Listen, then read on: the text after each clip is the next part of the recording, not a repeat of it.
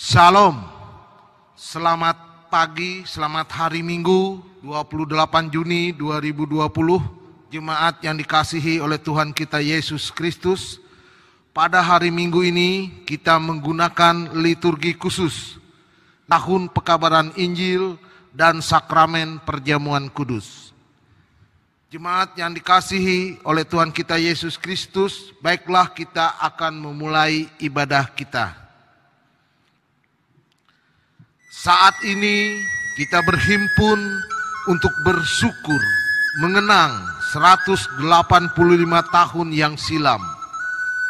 Tepatnya pada tanggal 26 Juni 1835, penginjil Barsten menginjakkan kaki dan tiba di Banjarmasin.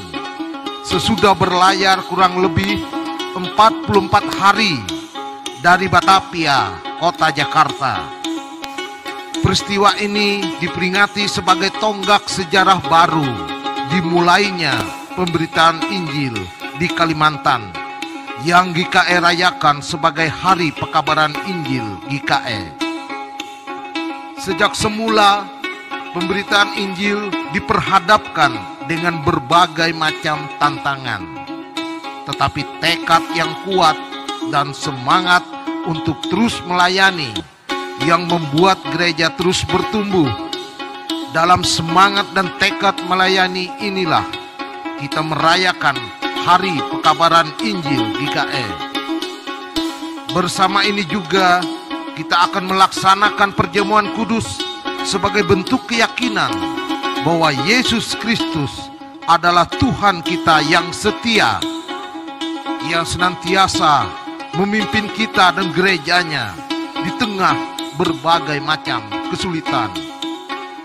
Tuhan Yesus Kristus menginginkan kita tetap yakin dan menaruhkan pengharapan kepadanya. Serahkan dirimu selalu dalam pimpinannya. Jemaat yang dikasihi Tuhan, kami undang untuk berdiri dan menyanyi dari pelengkap Kidung Jemaat nomor 7 bait yang pertama.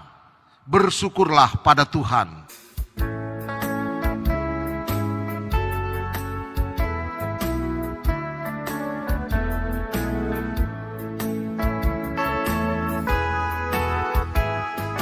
Bersyukurlah pada Tuhan, serukanlah namanya, bernyanyilah bagi Tuhan, mari bermazmurlah. Pujilah Tuhan hai jiwaku, pujilah namanya. Aku hendak bernyanyi seumur hidupku. Pertolongan kita adalah dalam nama Tuhan yang menjadikan langit dan bumi. Kasih karunia dan damai sejahtera dari Allah Bapa kita dan dari Tuhan Yesus Kristus menyertai kamu. Amin. Amin. Jemaat dipersilahkan duduk kembali. Nas pembimbing terambil dari Markus pasal 16 ayat 15 yang demikian bunyinya. Lalu ia berkata kepada mereka, "Pergilah ke seluruh dunia, beritakanlah Injil kepada segala makhluk." Kembali jemaat yang dikasihi Tuhan, kita memuji nama Tuhan dari nyanyikanlah Kidung Baru nomor 133 bait yang pertama. Syukur padamu ya Allah.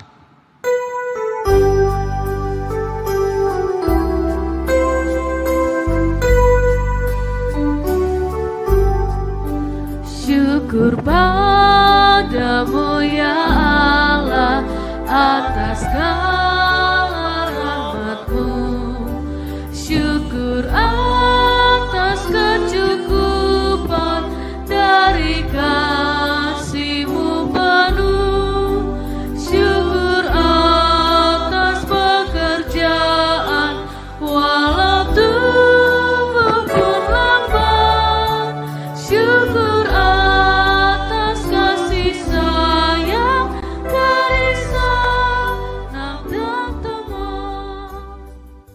Refleksi melihat usaha pekabaran Injil. Gereja Kalimantan Evangelis hadir di bumi Kalimantan karena anugerah Tuhan Yesus Kristus. Melalui kesetiaan para penginjil untuk mengerjakan pekerjaan yang suci dan indah, yaitu memberitakan kabar baik kepada semua makhluk teristimewa penduduk di Pulau Kalimantan.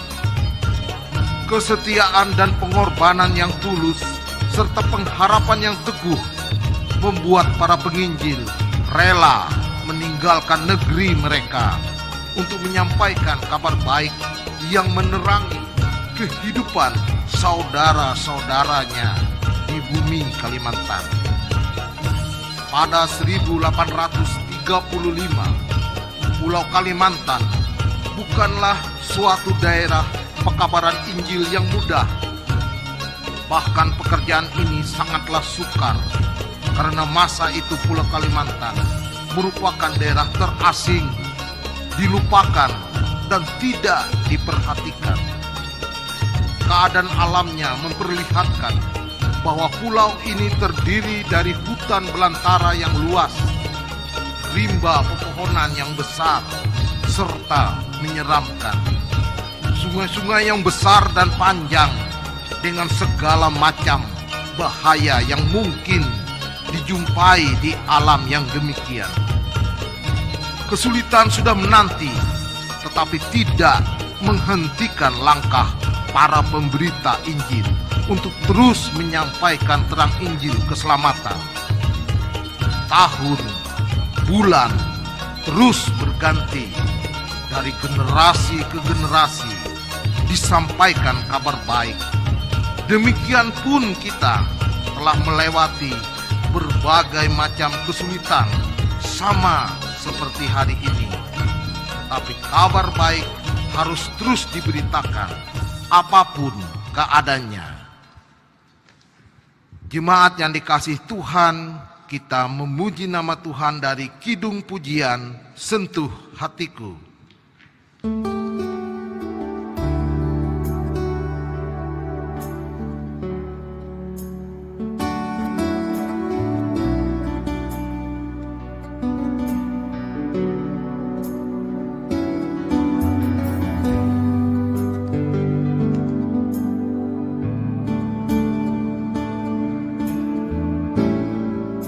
Betapa ku mencintai segala yang tak terjadi, tak pernah sendiri jalani hidup ini, selalu menyertai. Betapa ku menyadari di dalam hidupku ini Kau selalu memberi rancangan terbaik oleh karena kasih.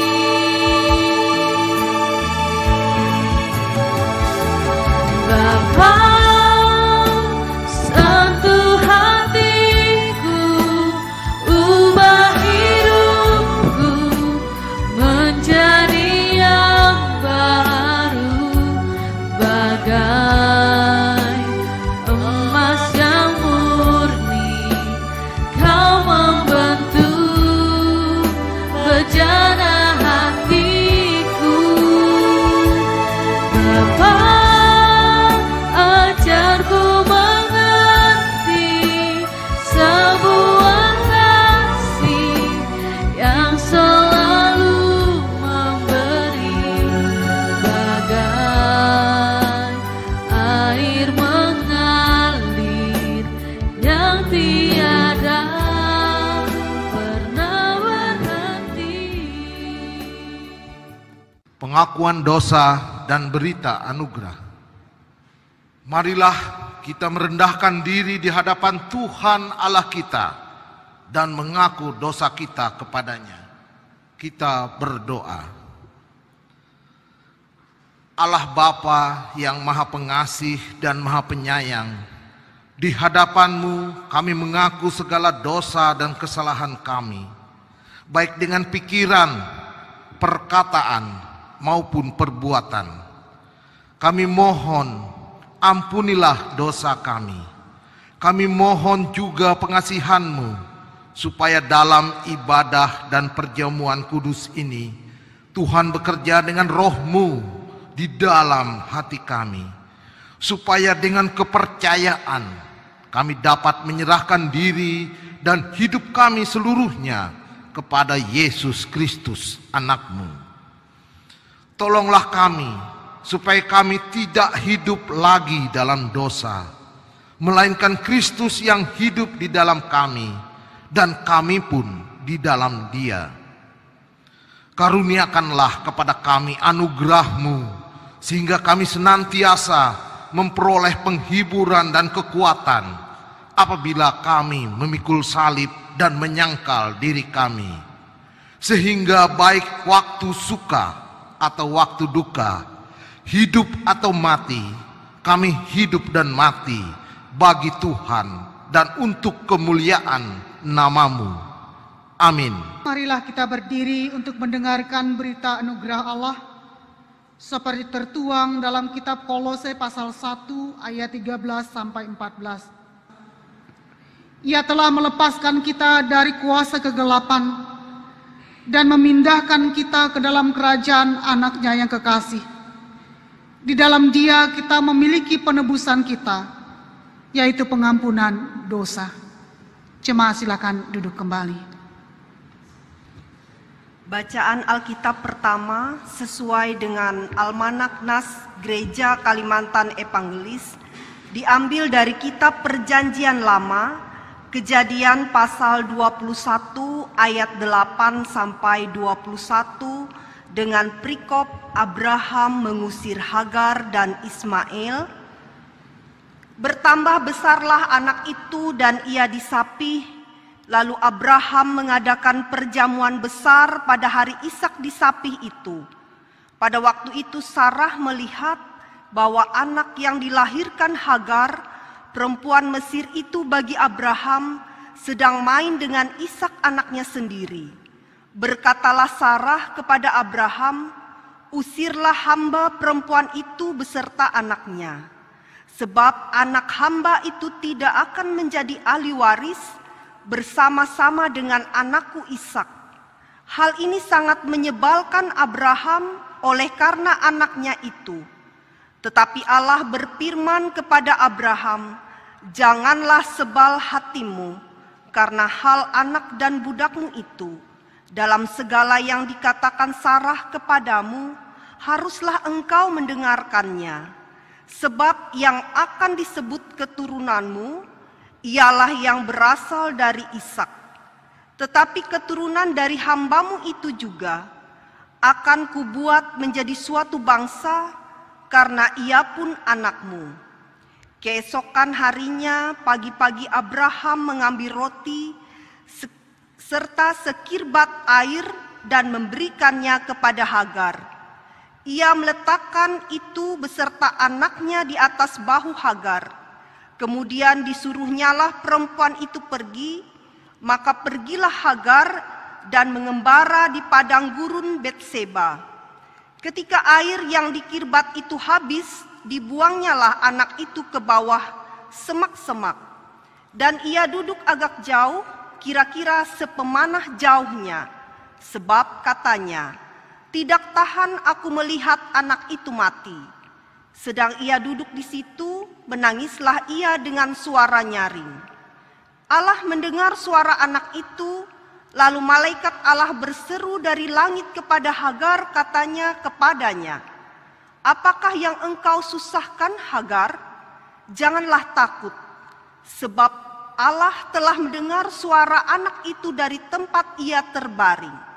Bangunlah, angkatlah anak itu, dan bimbinglah dia. Sebab aku akan membuat dia menjadi bangsa yang besar."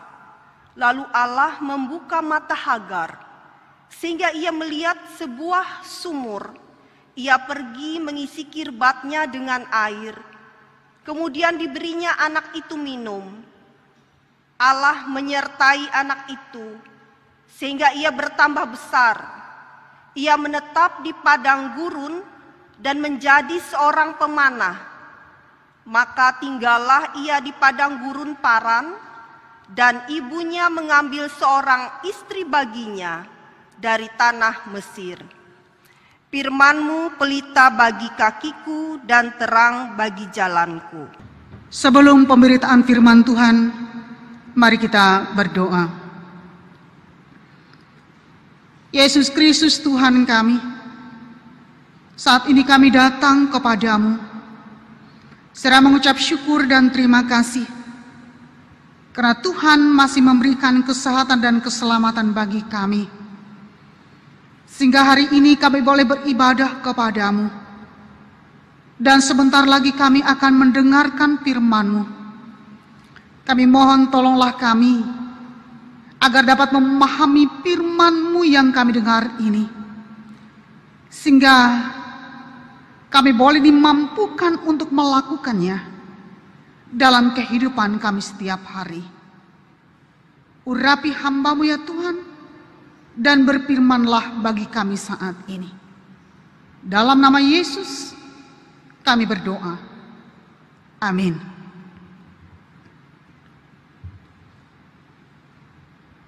Injil Matius pasal 10 ayat 24 sampai 39. Dengan perikop penganiayaan yang akan datang dan pengakuan akan Yesus, Yesus membawa pemisahan bagaimana mengikut Yesus. Seorang murid tidak lebih daripada gurunya, atau seorang hamba daripada tuannya. Cukuplah bagi seorang murid jika ia menjadi sama seperti gurunya, dan bagi seorang hamba jika ia menjadi sama seperti tuannya. Jika tuan rumah disebut Belzebul, apalagi seisi rumahnya. Jadi janganlah kamu takut terhadap mereka, karena tidak ada sesuatu pun yang tertutup, yang tidak akan dibuka, dan tidak ada sesuatu pun yang tersembunyi yang tidak akan diketahui. Apa yang kukatakan kepadamu dalam gelap, katakanlah itu dalam terang. Dan apa yang dibisikkan ke telingamu, beritakanlah itu dari atas atap rumah. Dan janganlah kamu takut kepada mereka yang dapat membunuh tubuh, tetapi yang tidak berkuasa membunuh jiwa. Takutlah terutama kepada Dia yang berkuasa membinasakan baik jiwa maupun tubuh di dalam neraka. Bukankah burung pipit dijual 2 ekor seduit? Namun seekor pun daripadanya tidak akan jatuh ke bumi di luar kehendak Bapamu. Dan kamu, rambut kepalamu pun terhitung semuanya. Sebab itu janganlah kamu takut, karena kamu lebih berharga daripada banyak burung pipit. Setiap orang yang mengakui aku di depan manusia, aku juga akan mengakuinya di depan Bapa-Ku yang di sorga. Tapi barang siapa menyangkal aku di depan manusia, aku juga akan menyangkalnya di depan Bapa-Ku yang di sorga. Janganlah kamu menyangka bahwa aku datang untuk membawa damai di atas bumi. Aku datang bukan untuk membawa damai, melainkan pedang. Sebab aku datang untuk memisahkan orang dari ayahnya, anak perempuan dari ibunya, menantu perempuan dari ibu mertuanya, dan musuh orang ialah orang-orang seisi rumahnya. Barang siapa mengasihi bapa atau ibunya lebih daripadaku, ia tidak layak bagiku. Dan barang siapa mengasihi anaknya laki-laki atau perempuan lebih daripadaku, ia tidak layak bagiku. Barang siapa tidak memikul salibnya dan mengikut aku, ia tidak layak bagiku. Barang siapa mempertahankan nyawanya, ia akan kehilangan nyawanya. Dan barang siapa kehilangan nyawanya karena aku, ia akan memperolehnya. Shalom. Jemaat yang dikasihi oleh Tuhan kita Yesus Kristus. Yesus merasa sudah tiba waktunya bagi murid-murid untuk ikut serta dalam pekerjaannya secara langsung. Mereka sudah banyak menyaksikan apa yang sudah dilakukan oleh Yesus. Yang mereka butuhkan sekarang ialah mempraktikkan apa yang telah mereka lihat. Sang guru memanggil ke-12 muridnya dan mengutus mereka sama seperti seekor induk raja wali, mengajarkan anak-anaknya untuk terbang dengan mengusir mereka dari sarangnya. Demikian pula Yesus mendorong murid-muridnya ke dalam dunia ini untuk berdikari. Ia menegaskan tujuan mengutus mereka untuk memberitakan kerajaan Allah sudah dekat. Dan berpesan supaya mereka selalu waspada sebab mereka diutus sama seperti domba di tengah serigala. Artinya bahwa tidak semua orang mau menerima Injil. Dan kenyataan itu akan mengakibatkan murid-muridnya diperlakukan dengan tidak baik. Tetapi waspadalah terhadap semua orang. Karena ada yang akan menyerahkan kamu kepada majelis agama, dan mereka akan menyesatkan kamu di rumah ibadatmu. Dan karena aku, kamu akan digiring ke muka penguasa-penguasa dan raja-raja sebagai suatu kesaksian bagi mereka dan bagi orang-orang yang tidak mengenal Allah. Matius pasal 10 ayat 17-18. Yesus juga mengatakan bahwa seorang murid tidak lebih daripada gurunya, atau seorang hamba daripada tuannya. Ayat yang ke-26. Artinya, kalau Yesus sendiri sebagai guru dan tuan bagi mereka mengalami penghinaan, penderitaan, dan penganiayaan, maka sebagai murid dan hambanya, mereka pun dapat mengalami hal yang sama. Dan itu terbukti dialami oleh murid Yesus di akhir hidupnya. Antara lain, Petrus disalibkan terbalik dengan kepala ke bawah. Andreas disalibkan di kayu salib berbentuk huruf X. Dan dikatakan dalam Kisah Para Rasul pasal 12 ayat 2, Yakobus saudara Yohanes dibunuh dengan pedang oleh Raja Herodes.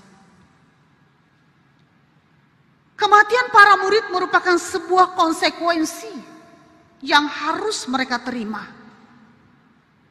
Ketika melakukan apa yang diucapkan oleh Yesus dalam Injil Matius pasal 10 ayat 27. Apa yang kukatakan padamu dalam gelap, katakanlah itu dalam terang. Dan apa yang dibisikkan ke telingamu, beritakanlah itu dari atap rumah. Atap rumah bagi masyarakat Israel banyak sekali manfaatnya.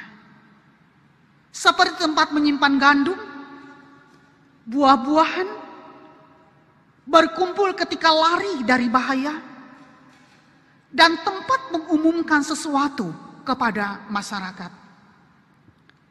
Jemaat yang dikasihi oleh Tuhan kita Yesus Kristus, sehingga dalam konteks masyarakat saat itu, kalimat katakanlah dalam terang dari atap rumah berarti bahwa murid-murid Yesus harus memberitakan Injil kepada umum, atau memberitakan Injil kepada orang yang masih belum mengenal Kristus. Kemudian Yesus berkata, Dalam Injil Matius pasal 10 ayat 28. Dan janganlah kamu takut kepada mereka yang dapat membunuh tubuh, tetapi yang tidak berkuasa membunuh jiwa. Takutlah terutama kepada Dia yang berkuasa membinasakan baik jiwa maupun tubuh di dalam neraka. Ini menunjukkan bahwa Yesus tahu resiko melakukan perintah apa yang kukatakan padamu dalam gelap, katakanlah itu dalam terang, yang adalah kematian atau pembunuhan. Sehingga Yesus berkata, janganlah kamu takut kepada mereka yang dapat membunuh tubuh, tetapi yang tidak berkuasa membunuh jiwa. Takutlah terutama kepada Dia yang berkuasa membinasakan baik jiwa maupun tubuh di dalam neraka. Karena itu Yesus ingin dalam mengemban tugasnya, murid-murid tidak hanya memiliki mental yang kuat, tetapi kesetiaan yang benar kepada Kristus. Yang menjadi pertanyaan bagi kita, masihkah ada mental para murid dapat kita temukan di masa sekarang ini? Bukankah banyak orang percaya lebih takut kepada manusia dibandingkan takut kepada Allah? Dalam kenyataannya masih ada kita temukan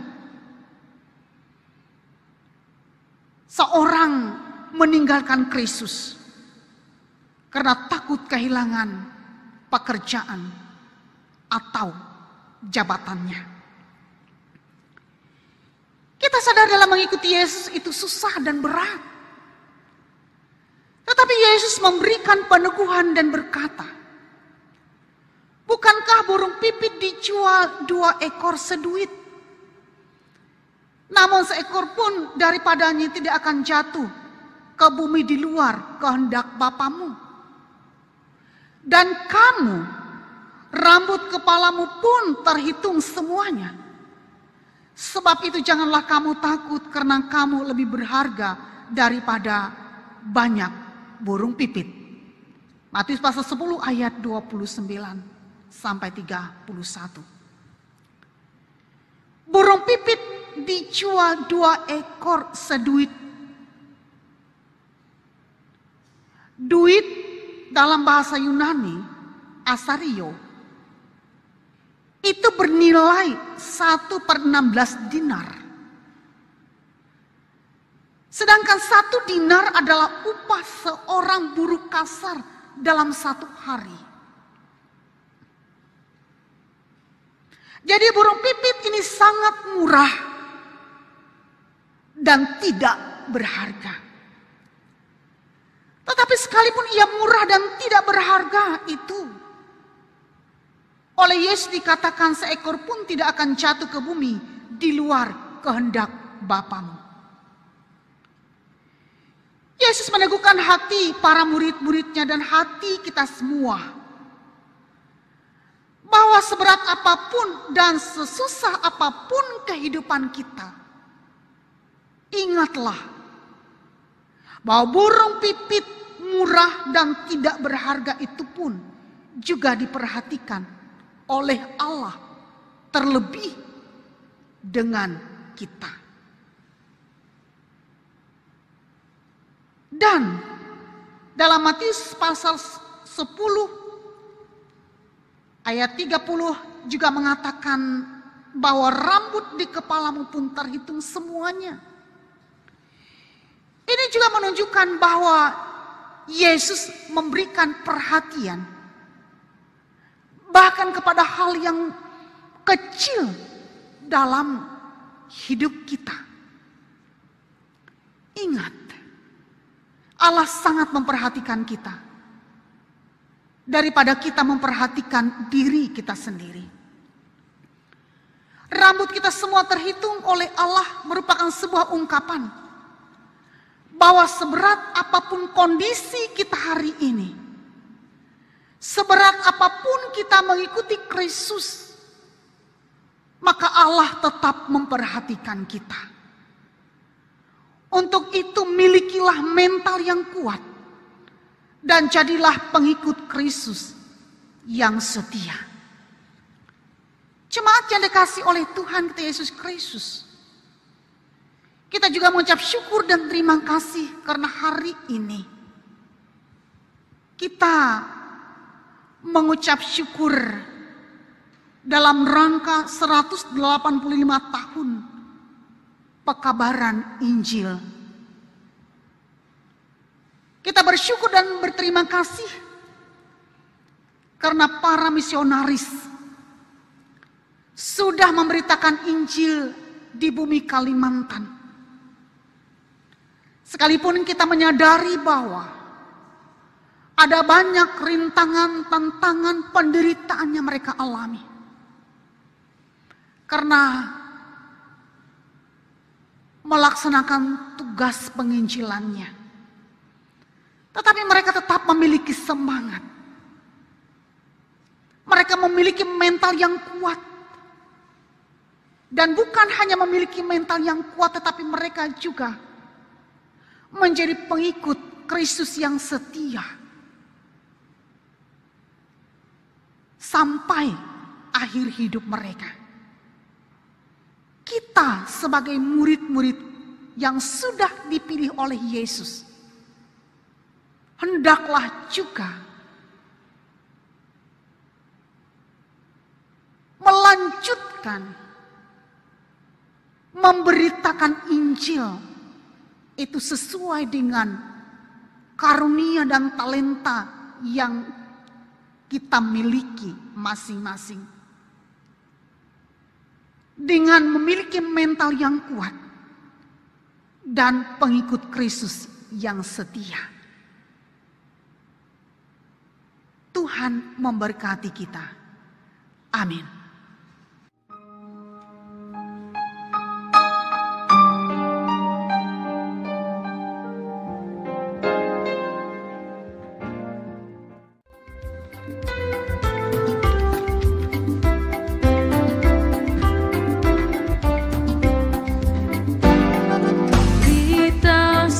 Cari duma murik sampai hulu tuh, huang bentuk pulau hitam lawa ai mamalatu. Haleluya Yesus matang hanjam tutu ulu ai itu niji hindai sadang terima selamatan.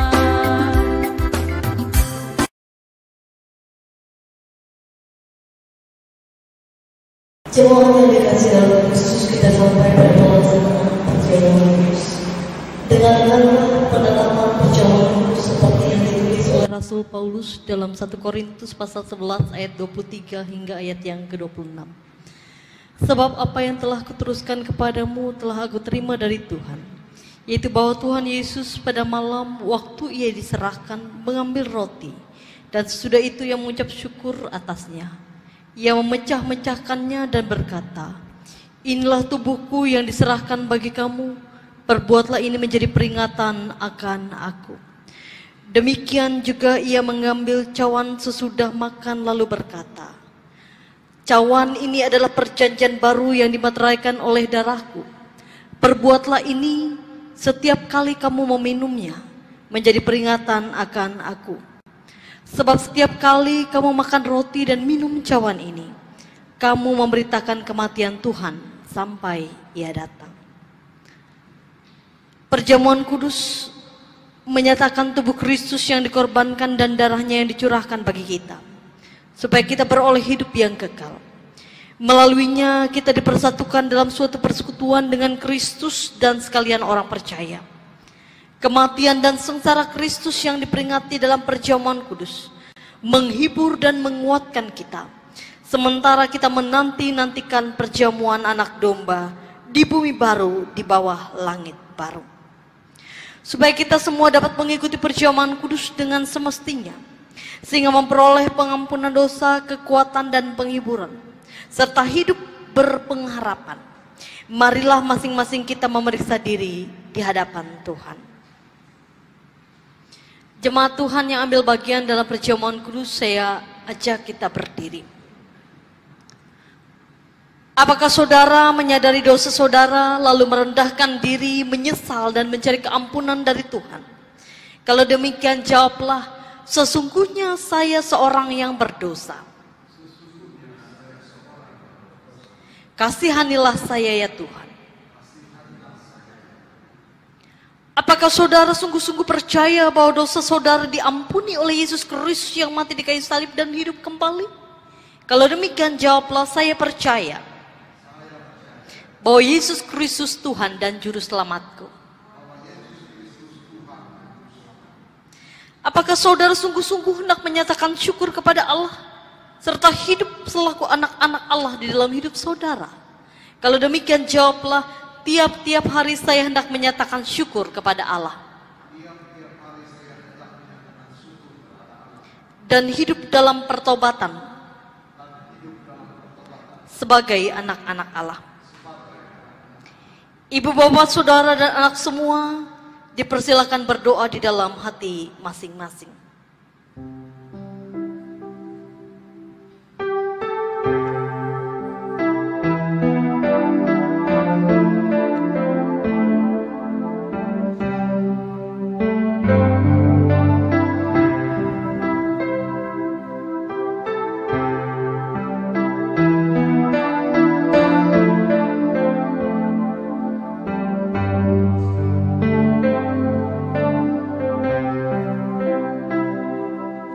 Kita bersama berdoa. Ya Allah Bapa kami yang pengasih, Yesus Kristus anakmu telah berfirman, berbahagialah orang yang lapar dan haus akan kebenaran karena mereka akan dipuaskan. Kami mohon kiranya Bapa mengenyangkan kami dengan makanan surgawi, seperti yang Bapa berikan bagi dunia oleh Yesus Kristus. Berilah kesucian-Mu ya Yesus Kristus Tuhan kami. Amin.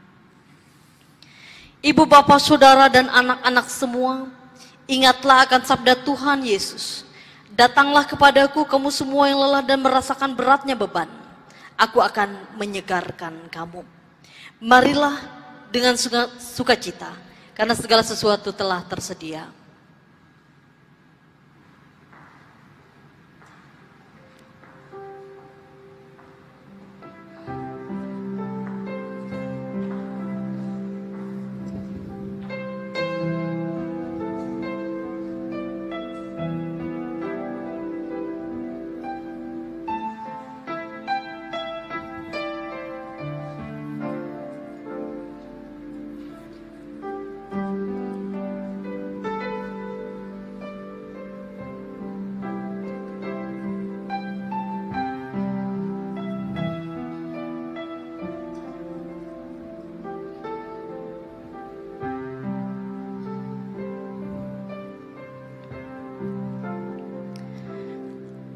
Ambillah, makanlah.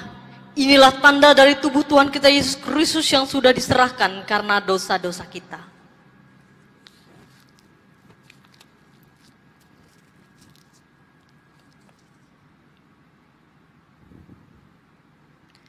Ambillah, minumlah. Inilah tanda dari darah Tuhan kita Yesus Kristus yang sudah ditumpahkan untuk keampunan dosa kita. Amin.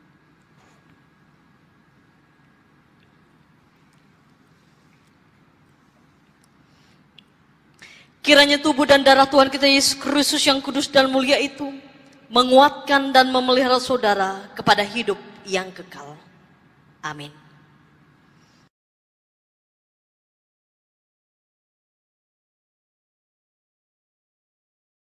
Mari kita berdoa. Dalam kesempatan yang indah ini ya Tuhan, kami menaikkan pujian syukur hanya kepadamu. Karena berkat Tuhan sajalah kami boleh menikmati kehidupan yang telah Tuhan berikan hingga sekarang ini.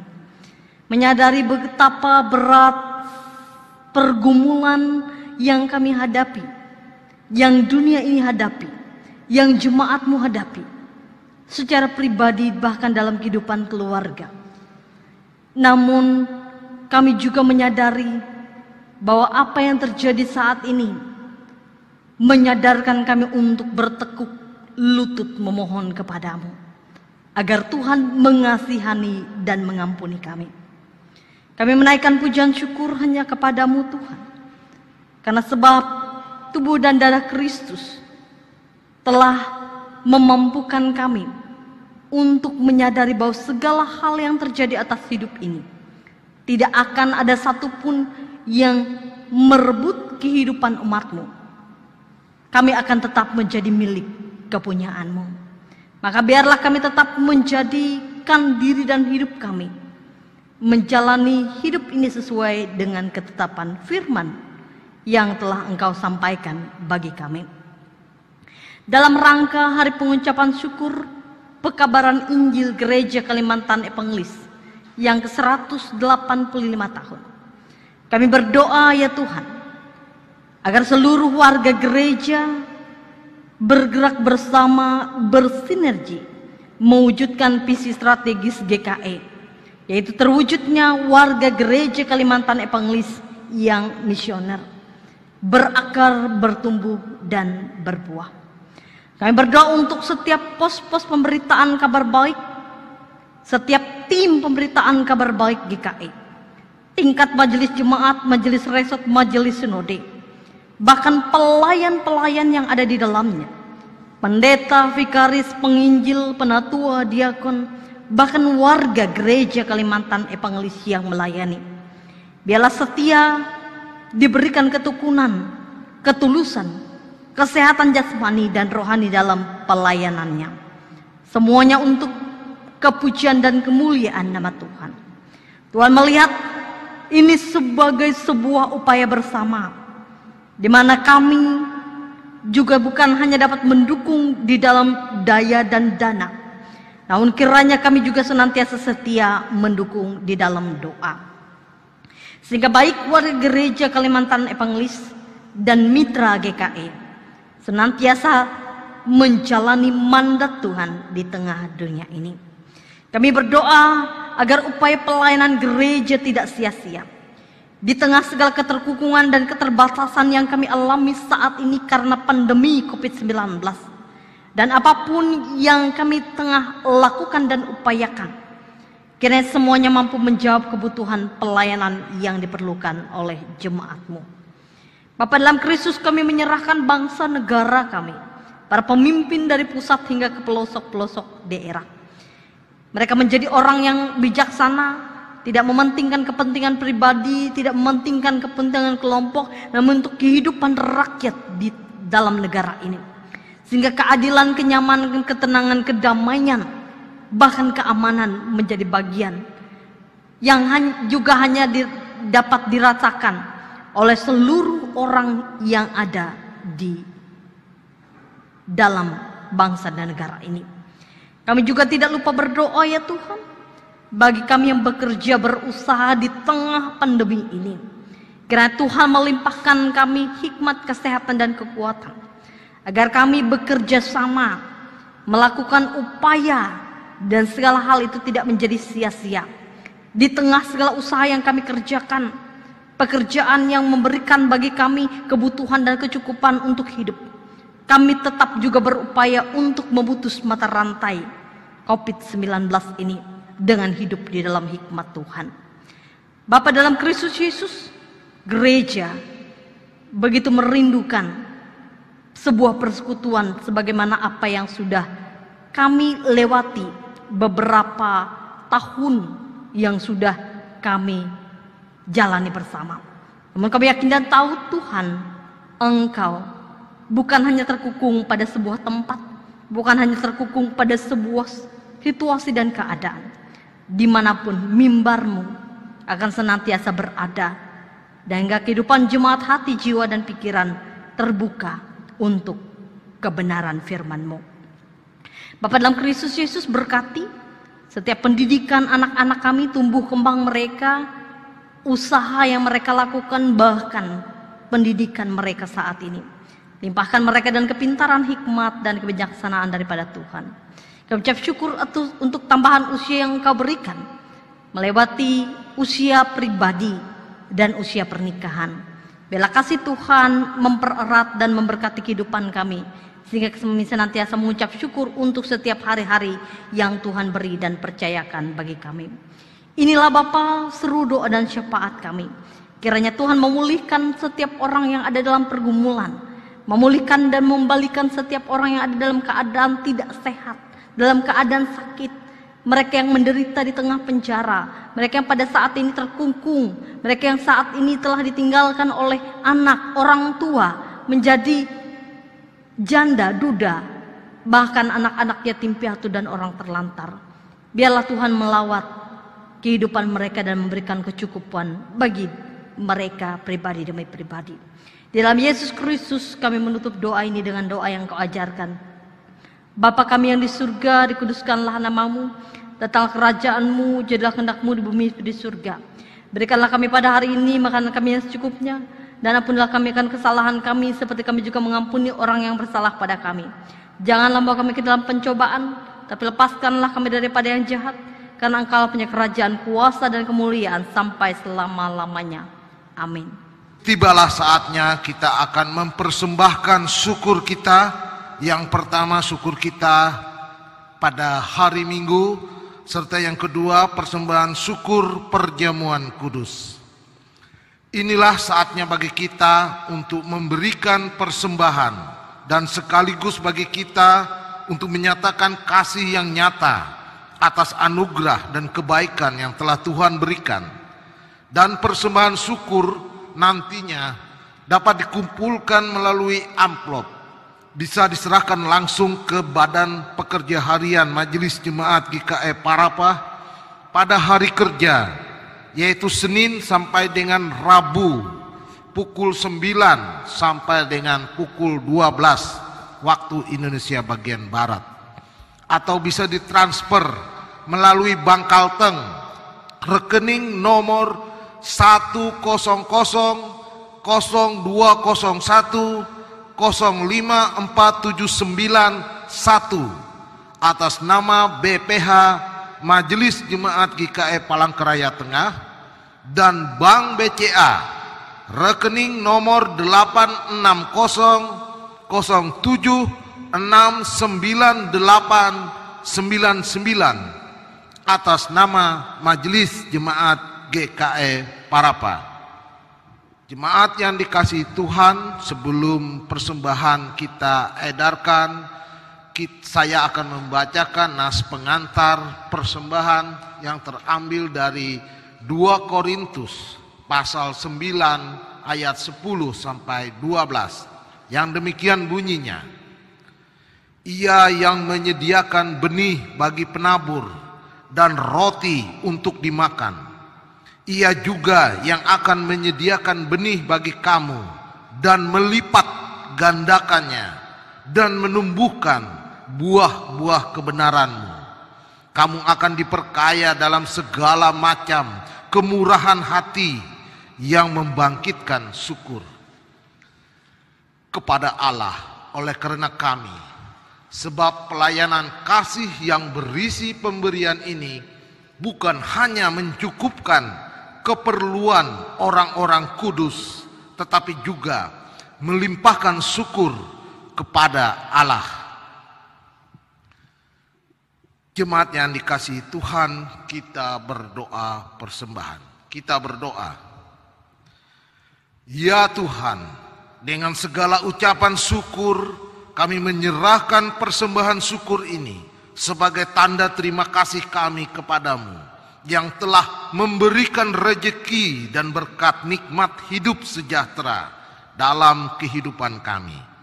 Terimalah persembahan yang kami berikan ini dan berkatilah untuk dapat dikelola dan dipergunakan secara bertanggung jawab untuk pekerjaan dan pelayanan di jalan Tuhan. Dalam nama Tuhan Yesus, inilah persembahan umat-Mu. Amin. Jemaat yang dikasihi Tuhan, kita memuji nama Tuhan dari Kidung Jemaat nomor 393, bait pertama dan bait ketiga. Tuhan betapa banyaknya.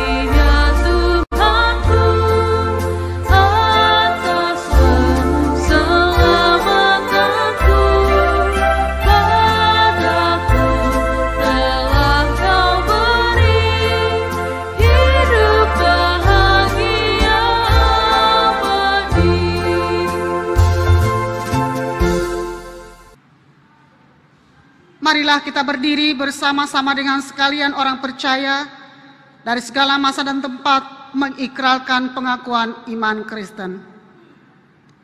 Aku percaya kepada Allah Bapa yang Maha Kuasa, hadit langit dan bumi, dan kepada Yesus Kristus, anak yang tunggal Tuhan kita, yang dikandung daripada Roh Kudus, lahir dari anak darah Maria, yang menderita di bawah pemerintahan Pontius Pilatus, disalibkan, mati dan dikuburkan, turun ke dalam kerajaan maut. Pada hari yang ketiga bangkit pula dari antara orang mati, naik ke sorga, duduk di sebelah kanan Allah Bapa yang Maha Kuasa, dan akan datang dari sana untuk menghakimi orang yang hidup dan yang mati. Aku percaya kepada Roh Kudus, gereja yang kudus dan am, persekutuan orang kudus, pengampunan dosa, kebangkitan daging, dan hidup yang kekal.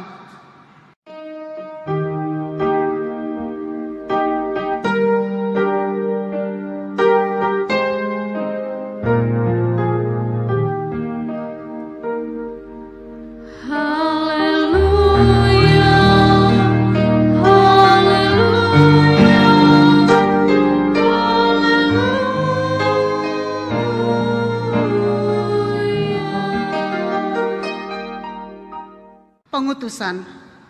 Marilah kita bekerja sebagaimana Yesus telah bekerja dan mengasihi. Ya Tuhan, pakailah hidup kami. Tuhan memberkati engkau dan melindungi engkau. Tuhan menyinari engkau dengan wajah-Nya dan memberi engkau kasih karunia. Tuhan menghadapkan wajah-Nya kepadamu dan memberi engkau damai sejahtera.